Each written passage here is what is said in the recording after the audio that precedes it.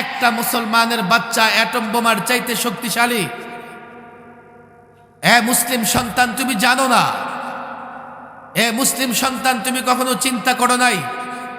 তুমি মনে করেছো আমেরিকা সুপার পাওয়ার, তুমি মনে করেছো ভারত আঞ্চলিক সুপার পাওয়ার, তুমি মনে করেছো সোভিয়েত ইউনিয়ন সুপার পাওয়ার, তুমি মনে করেছো ব্রিটিশরা সুপার পাওয়ার। না, তুমি সুপার পাওয়ার। ইতিহাস পড়ো, ইতিহাস জানো। আমেরিকা কতদিন ধরে রাজত্ব করছে? ব্রিটিশরা কতদিন ধরে রাজত্ব করছে? দিল্লি কতদিন রাজত্ব করবে? 50 বছর, 100 বছর। ইমান কতটা সুপার পাওয়ার, ইসলাম কতটা সুপার পাওয়ার। ইসলাম দিয়ে, ইমান দিয়ে তোমার পূর্বপুরুষ মুসলিম শাসকরা 1000 বছর গোটা দুনিয়া শাসন করেছে। ইমানটাকে ঠিক রাখবো তো ইনশাআল্লাহ? পাক্কা এরাদা? দলমতের কথা বলি না। ইমানি পরীক্ষা হবে।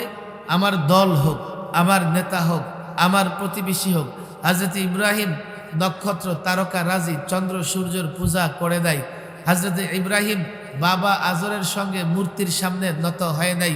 হযরত ইব্রাহিম নমরুদের নির্দেশের সামনে নত হয় নাই। মুসলমান, তোমার দলের চাইতে, তোমার নেতার চাইতে, অর্থ সম্পদের চাইতে ইমান বড়। ইমান আর কুফরের লড়াই কি? তুমি যদি ইমানের উপর অবিচল অটল থাকতে বাধাগ্রস্ত হও, যে তোমাকে বাধাগ্রস্ত করে সেই কুফর। যে তোমাকে কুফরের লাইনে নিতে চায় সেই কুফর, সেটাকে মানা যাবে না। যেই হোক না কেন, যেখান থেকে হোক না কেন, আমার ইমান আমার কাছে সবচাইতে দামি। ইমানের পরীক্ষায় যদি আগুনেও নিক্ষেপ করা হয়, আগুন আমাকে পড়তে পারবে না। আগুনে যদি পড়েও ফেলে, তাহলে আল্লাহর কাছে শাহাদাতের মর্যাদা আমি পেয়ে যাব। এই জন্যেই বলি, ইমানি পরীক্ষায় ফেল হওয়া যাবে না, ইমানি পরীক্ষায় পরাজিত হওয়া যাবে না। ইমানি পরীক্ষায় যদি পরাজিত হও, দুনিয়াও বরবাদ, আখিরাতও বরবাদ। ইমান মজবুত করার দরকার আছে না নাই? 1 নাম্বার বিষয় এটাই। কিন্তু আজকাল লোকেরা বুঝে না। ইমান ধ্বংস করে দিচ্ছে দল। এরপরে দলের পিছে স্লোগান দেয়, কথা বলতে পারে না। আরে আমি তো রাজনীতি করি, আমার ইমানে হাত দেওয়ার তো তোমার ক্ষমতা নাই। কথা ঠিক না বেঠিক? নেতা ইমানে হাত দিয়ে দিচ্ছে। আরে নেতা, আমি তো ইমান এনে আল্লাহর গোলামি করি, তোমার নেতৃত্ব মানি। এর মানে এই নয় যে তোমার গোলামি আমাকে করতে হবে। আমি তোমাকে সিজদা করতে পারবো না, আল্লাহর নির্দেশের বাইরে তোমার নির্দেশ মানব না। যেদিন আপনারা এইভাবে অবিচল অটল থাকতে পারবেন, রব্বে কাবার কসম, সেদিন বিজয়ী হবেন, সেদিন জয়ী হবেন। আর না হয় জয়ী হতে পারবেন না, পরাজিত শক্তি হিসেবে থাকা লাগবে। মুসলমান কি করে পরাজিত হয়? অথচ ইসলাম পাওয়ার, সুপার পাওয়ার। একটা মুসলমানের বাচ্চা অ্যাটম বোমার চাইতে শক্তিশালী। মুসলিম সন্তান, তুমি জানো না? মুসলিম সন্তান, তুমি কখনো চিন্তা করো নাই? তুমি মনে করেছো আমেরিকা সুপার পাওয়ার, তুমি মনে করেছো ভারত আঞ্চলিক সুপার পাওয়ার, তুমি মনে করেছো সোভিয়েত ইউনিয়ন সুপার পাওয়ার, তুমি মনে করেছো ব্রিটিশরা সুপার পাওয়ার। না, তুমি সুপার পাওয়ার। ইতিহাস পড়ো, ইতিহাস জানো। আমেরিকা কতদিন ধরে রাজত্ব করছে? ব্রিটিশরা কতদিন ধরে রাজত্ব করছে? দিল্লি কতদিন রাজত্ব করবে? 50 বছর, 100 বছর। ইমান কতটা সুপার পাওয়ার, ইসলাম কতটা সুপার পাওয়ার। ইসলাম দিয়ে, ইমান দিয়ে তোমার পূর্বপুরুষ মুসলিম শাসকরা 1000 বছর গোটা দুনিয়া শাসন করেছে। তুমি তো ইতিহাস জানো না, যার জন্যে কাফের বেঈমানদের হাতের ইশারায় ঘুরো। আমি এই যুবকদের বলি, দেখো, তোমাদের দায়িত্ব হচ্ছে সমাজের ভদ্র সভ্য যুবকদের এক কাতারে দাঁড় করাই দিবা, না হলে কিন্তু সমাজে থাকতে পারবা না। আজকে সমাজের 10টা গাঞ্জুটি এক লগে গাঞ্জা খায়, খায় কি খায় না? 10টা ইয়াবাখোর এক লগে বসে ইয়াবা টানে। এক ফেন্সিডিল খোর আরেক ফেন্সিডিল খোরের সঙ্গে ভালো সম্পর্ক আছে না নাই? আর তুই ভদ্র সভ্য যুবকগুলো কি করো? একজন একদিকে দৌড়াও। কারো সঙ্গে কারো সুসম্পর্ক নাই, এক সময় হবে কি জানো, এই গাঞ্জুটিগুলো তোমার সমাজ থেকে বের করে দেবে। গাঞ্জুটি মেম্বার হবে, গাঞ্জুটি চেয়ারম্যান হবে, গাঞ্জুটি এমপি হবে। আর আজকে হচ্ছে না। মুরব্বীরা বলেন দেখি, তাকায় দেখেন, আপনাদের এলাকার কথা বলতেছি, আপনারা তো শিক্ষিত মানুষ। সমাজের নেতৃত্ব শিক্ষিত ভদ্র যুবকদের হাতে থাকা চাই।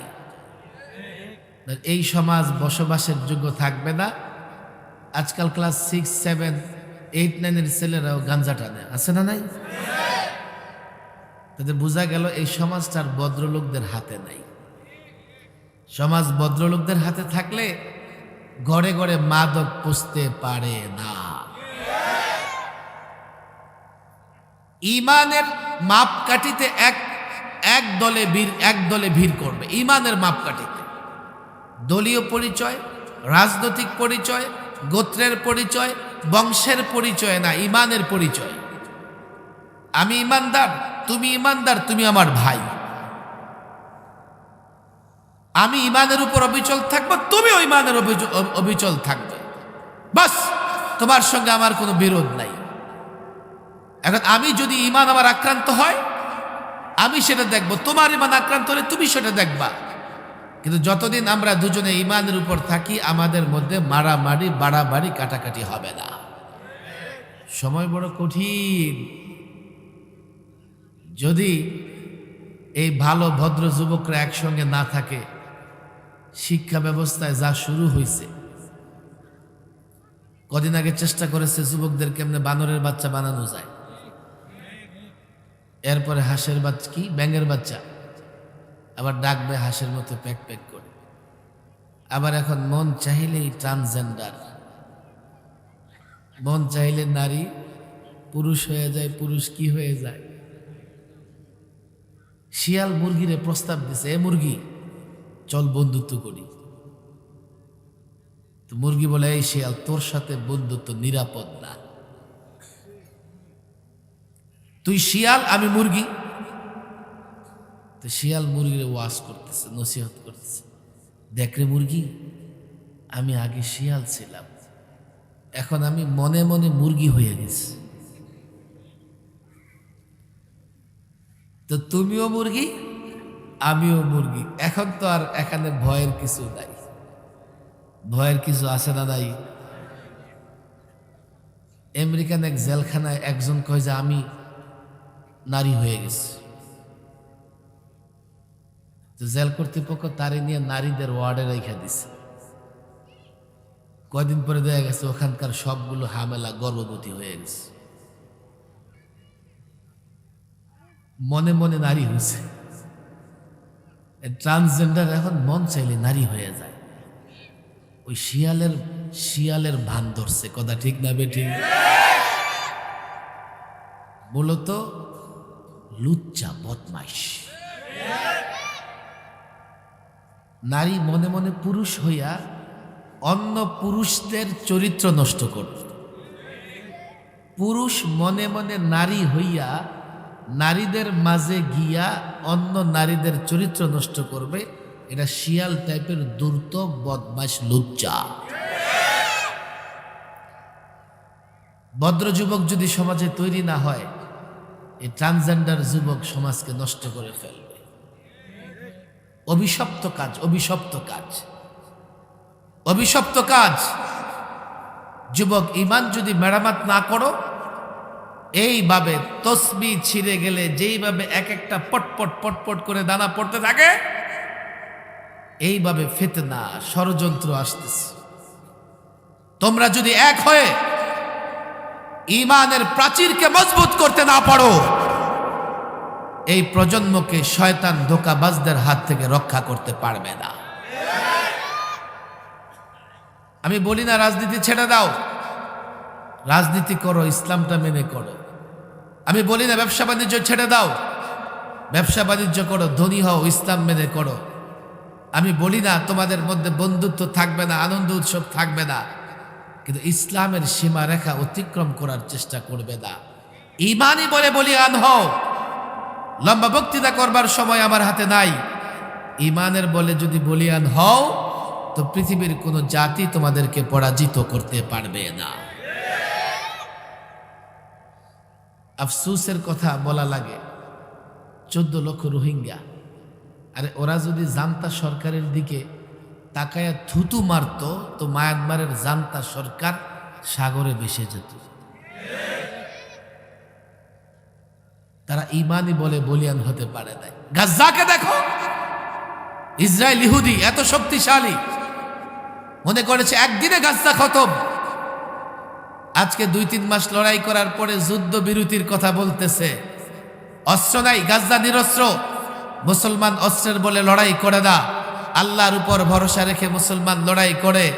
আল্লাহর উপর ভরসা ইমানদারের থাকে। ইমান যদি থাকে, কাফের বেঈমান তোমার মোকাবেলায় টিকতে পারবে না। তুমি ইজ্জত আবরু হেফাজত করতে পারবে। ইমান যদি থাকে, পৃথিবীর কোনো শক্তি তোমাকে পরাজিত করতে পারবে না। হে যুবক, তুমি কি একবারও চিন্তা করে দেখেছো তোমার 3 দিকে দুশ্মন, আরেক দিকে বঙ্গোপসাগর, পত্তলিক তোমার দুশ্মন, মায়ানমারের জান্তা সরকার তোমার দুশ্মন, হিন্দুত্ববাদ তোমার দুশ্মন।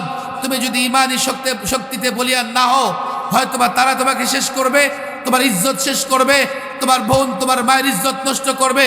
না হয় তুমি তাদেরকে নিয়ে বুড়িগঙ্গায়, তাদেরকে নিয়ে বঙ্গোপসাগরে ঝাঁপিয়ে পড়বে। বঙ্গোপসাগরে ঝাঁপিয়ে পড়লেও বাঁচতে পারবে না, হায়নাদের কাছে মাথা নত করলেও বাঁচতে পারবে না। তোমার বাঁচবার কোনো পথ নাই, তবে একটাই বাঁচবার পথ আছে, ইমানি বলে যদি বলিয়ান হও। কে বলেছে মুসলমান বিজয়ী হতে পারে না? ইতিহাস দেখো, বদর থেকে খায়বর, এক মুহাম্মদ আরবির সাথী সঙ্গীরা সাহাবীরা কতটা লড়াইয়ে বিজয়ী হয়েছে। এরপরে আজকে গোটা পৃথিবীতে 200 কোটি মুসলমান পরাজিত শক্তি নয়, এখন পরাজিত হচ্ছে। একটাই মুসলমান মনে করেছে অস্ত্রের বলে লড়াই করবে, মুসলমান মনে করেছে অস্ত্র তৈরি করে তারপরে লড়াই করবে।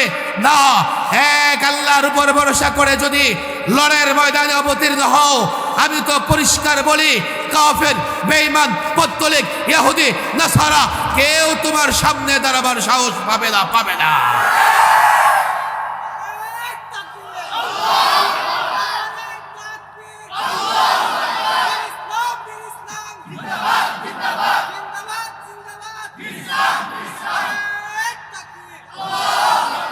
ইমানকে মজবুত রাখার দরকার আছে না নাই? তো পরীক্ষায় পাশ করা লাগবে। পরীক্ষা আসবে, বিপদ আসবে, মুসিবত আসবে, ক্ষুধার যন্ত্রণা, ফলাদি ফসলের ক্ষতি, নানা রকমের ক্ষতি হবে, সব মেনে নেব। কিন্তু ইমানের উপরে কোনো আঘাত মেনে নেওয়া যাবে।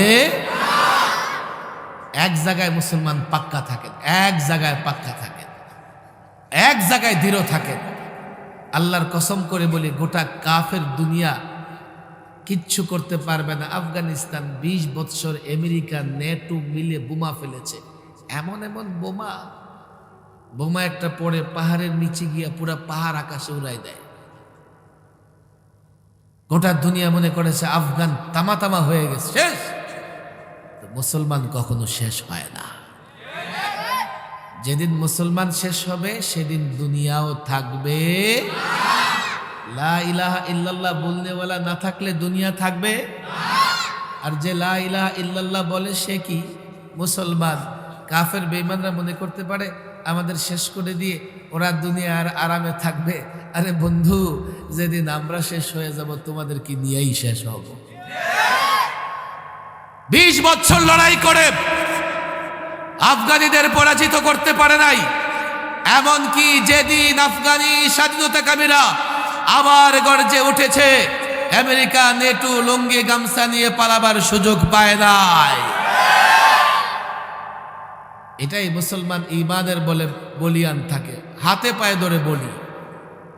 সব বদলানো যাবে, বন্ধু বদলানো যাবে, দল বদলানো যাবে, নেতা বদলানো যাবে, ইমান ইসলাম বদলানো যাবে। এই জায়গায় পাক্কা থাকবেন। দুনিয়ার সামান্য টুকটাক মুসিবত যাই আসে না কেন, অবশ্যই আল্লাহ তাআলা হেফাজত করবেন। যার ইমান যত মজবুত তার হেফাজত তত মজবুত হয়। হযরত ইব্রাহিম আলাইহিস সালাম আগুনে পড়েছে, ওনার একটা পশমও আগুনে পড়ে নাই। আগুনের আগুনের ফেলে দেওয়ার পরে একটা পশমও কি হয় নাই, ইমান মজবুত রাখেন, এক আল্লাহর উপর ইমান রাখেন। আমরা রাখি, কিন্তু টুকটাক কারণে আবার ইমান আমাদের ছুটে যায়, দুর্বল হয়ে যায়। আল্লাহ তাবারক ওয়া তাআলা এই যুবকদের আসছে, যুবকরা, এই কমিটির যুবকরা আসছো তোমরা, কারা কারা আসছে দেখি, আবার কি হাত দেখাও দেখি, রাখো। আমি এত দূর থেকে আসছি, কবে আসি আর না আসি, তোমাদের কাছে আমার অনুরোধ, আপনারাও খেয়াল করে শোনেন।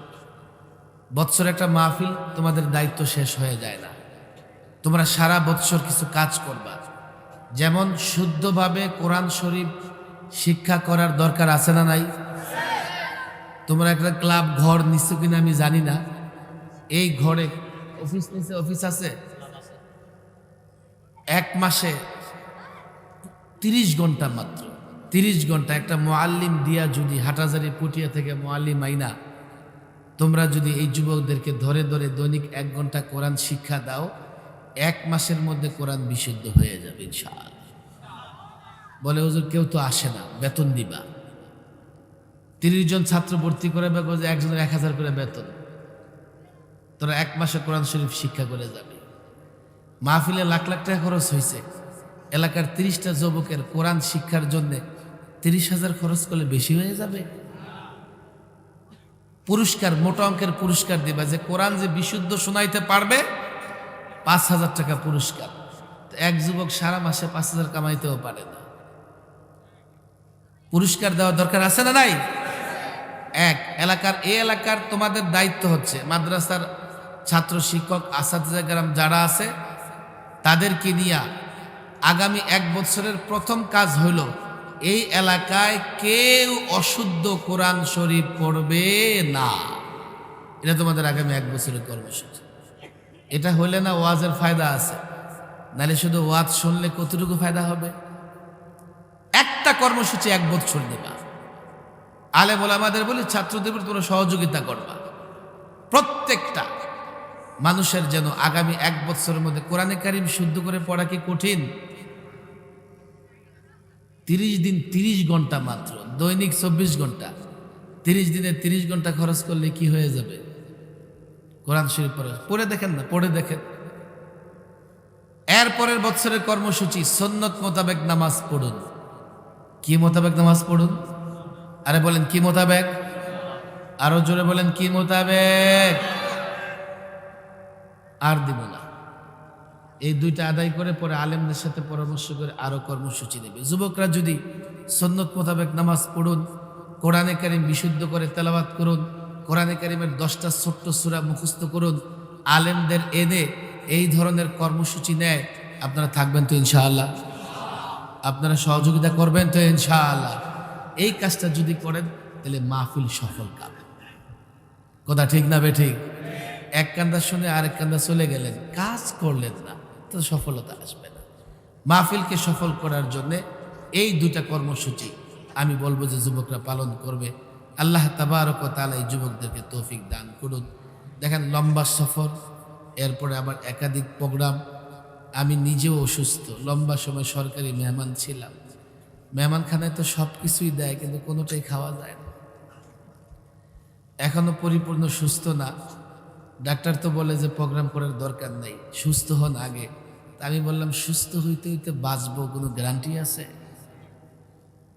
প্রোগ্রাম কেমনি মিস করুম আমি যদি মরে যাই? এই জন্য যতদিন দেহ চলে, জবান চলে, কোরআন এবং দ্বীনের কথা বলতে থাকবে ইনশাআল্লাহ। মাওলানা মুফতি মাহমুদুল হাসান আশরাফি ঢাকা থেকে আসছেন, আমরা একসঙ্গে ফ্লাইটে আসছি। অনেক সুন্দর আলোচনা করেন, মাত্র তো 10টাও বাজে না।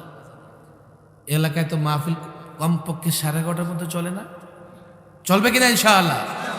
আল্লাহ তাবারক ওয়া তাআলা এই যুবকদেরকে কবুল করে। যুবকরা সারা বছর একটু কাজ করবা, মাহফিল করো, আল্লাহ তোমাদেরকে দ্বীনের জন্য কবুল করে দিন।